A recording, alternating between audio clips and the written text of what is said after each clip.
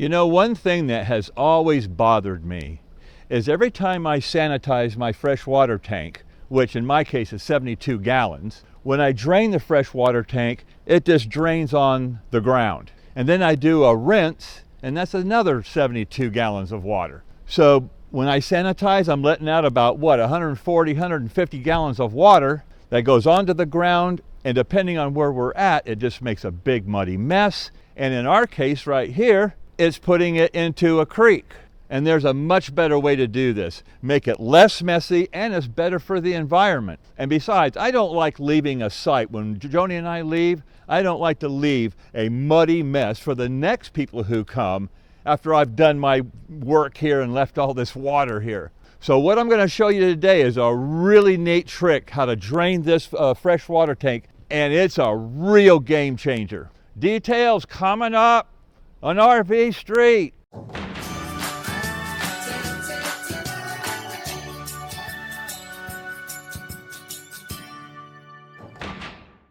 Okay, let's get right to it. Okay guys, so here we are at the back of our coach, and over here we have the wet bay, and right next to it, the next compartment, is my electrical bay. And in the electrical bay, we have my freshwater tank drain line and valve. So when we're through sanitizing, this is where I would lift this lever up and it would drain the fresh water tank. But the problem with that is that it just drains right onto the ground. And I don't want to do that. So what I want to do is I want to be able to hook up a sewer line right here, like I do over there on my black tanks, and drain over to my sewer connection like I would draining anything else. So what I'm going to do is I have an extra one of these sewer connections here. And I want to be able to attach it up underneath and hook my sewer hose onto it, so when I open up the valve, it will go to the sewer connection like I was explaining. As I was examining on how to do this, I thought, well, I could take a saw and I could saw a hole here, this diameter, and I could just go up underneath and slip that up in there. But the more I thought about it, I'm going to have a big hole here, and I didn't even know if I'd be able to make it inside this part right here. I mean, it would be awfully close. And I thought, you know, and that may also compromise the strength of this rib right here. So I decided against that option. So I'm going to show you now how the solution I found on how I'm going to solve this problem. Let's get up underneath the coach. Okay, so here we are under the coach, and this is the plastic cavity where that tube runs through. And you can see that it's siliconed here, or caulk, but it's old. You see that? It's not even sticking to this anymore. And this is to help prevent bugs and ants and stuff like that. So I'm going to fix this problem too. The next thing I'm going to do is I'm going to cut this off to about here. It doesn't need to be this long. So I'm going to let this hose come out somewhere around 2 inches or so. And then I'm going to take this fitting and I'm going to cut off this ring. Okay? And that way I'll be able to slide this over, and this flange right here, you see that flange? That will go right up against there, and I will seal it right here with a sealant that you've seen me use before on some other projects. So let's get started getting this prepared and taking care of this. So here's what I'm going to do now. Since we're full-timers, I don't have a vise, I don't have my garage, I don't have any of that fancy stuff. So I took that piece right here and I fastened it to the end of the picnic table with a C-clamp, and that holds that nice and tight. And now I'm going to use my hacksaw, because this is just ABS plastic. This will be really easy to cut, and so I'm just going to sit here and start to cut this. Okay, so here's my two pieces. I was able to cut that flange off of there, and now I'm going to clean this up with my file and some 60 grit sandpaper. I want to accomplish two things with this. I want to get all this burrs and stuff off of here, and I also want to take the glaze off of this plastic so that that sealant will really bond to this and the cavity up above. I'm going to hold this down here like this, and I'm going to start working and get this all nice and smooth. Okay, so I got this all nice and roughed up and smooth. You see that? That's going to go right up against that cavity, that plastic shell. And what I'm going to do on that tube that came down, I'm going to rip out that old sealant that's there. I'm going to be using some ProFlex RV Geocell. This is white. I had an extra tube laying around, perfect for something just like this. It doesn't matter what color it is, right? So I'll seal back around that tube with this, and then I'm going to be using this PL window, door, and siding polyurethane sealant. You've seen me use this stuff before. This stuff is just dynamite. It's made by Loctite, and you can see this is an old tube covered with some tape. You guys ever do that?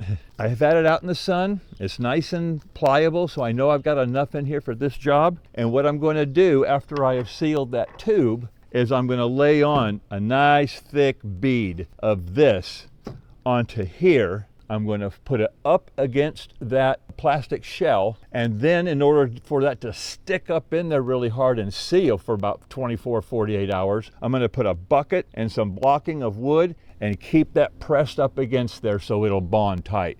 Let's go take care of that right now. Okay, so the first thing we're going to do is cut off some of this hose. Now we're going to get off this old sealant here. Okay, so I got all of the old sealant off of there, and now I'm going to take a little bit of acetone and I'm going to clean the bottom of this here and around that tube and get all that debris and oils and what have you on there. And I've already taken my sandpaper and I have scuffed up the outside of this tube right here also. So we're going to take a little bit more acetone and make sure that it is all nice and clean. This cavity is already rough, so the sealant will stick good to that. I did notice when I took off this old sealant, it was silicone. And you know how I hate silicone. I don't use silicone for anything for many reasons. And if you want to know, just watch some of my videos and you'll find out. Okay, so we have cut off the tube, we've removed the sealant, and now I'm going to apply new sealant around here using my ProFlex. Once I've applied the sealant, I'm just going to take just a dab of thinner on my finger and do a final smooth out on that.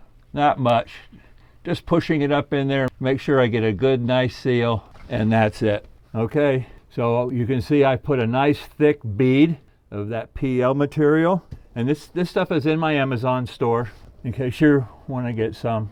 We're going to take that and center it, and we're just going to push and squeeze that up in there.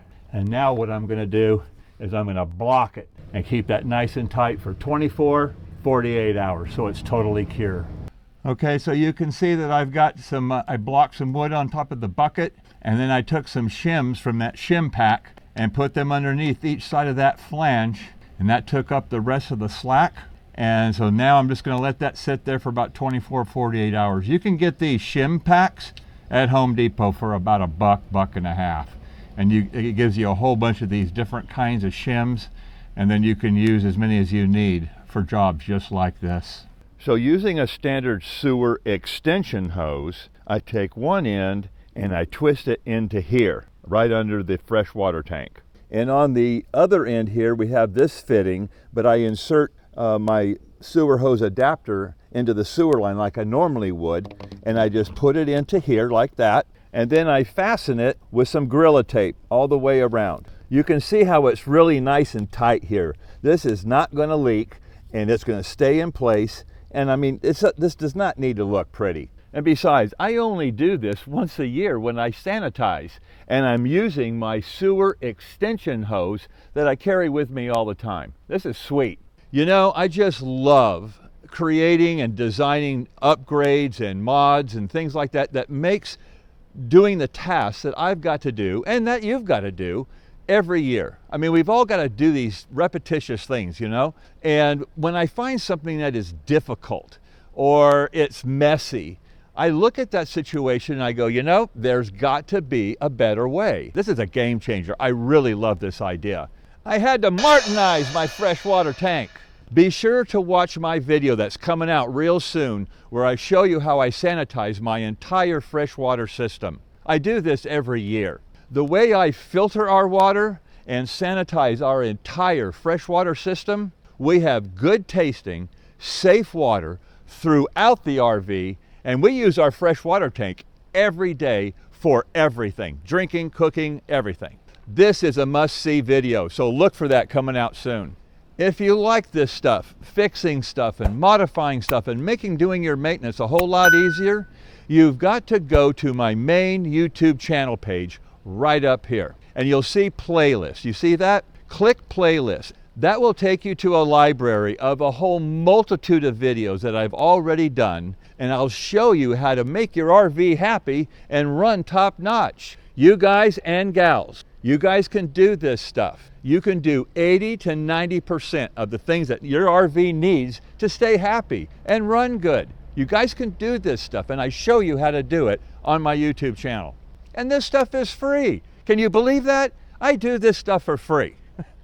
I also want to thank all of you who use our Amazon store to get all your maintenance items and all your RV gear, whatever it is you need. The link to our Amazon store is down there in the description text. And by clicking our Amazon store link, it'll take you to our store. I got everything there that we use and that you need. But even if it isn't in our store, you can still use that link, go to Amazon, shop like you normally would, put it in the cart, and check out. It's a great way to say thank you, Martin, for making these videos and helping the RV community. One last quick note here to everybody that watches our YouTube channel. I always have additional information to every video down there in the description text. I cover things and answer questions and give links to things that I couldn't include in the video. So don't forget to check out the description text. Anyway, that's it for now, guys. So until next time, this is RV Street. Stick around.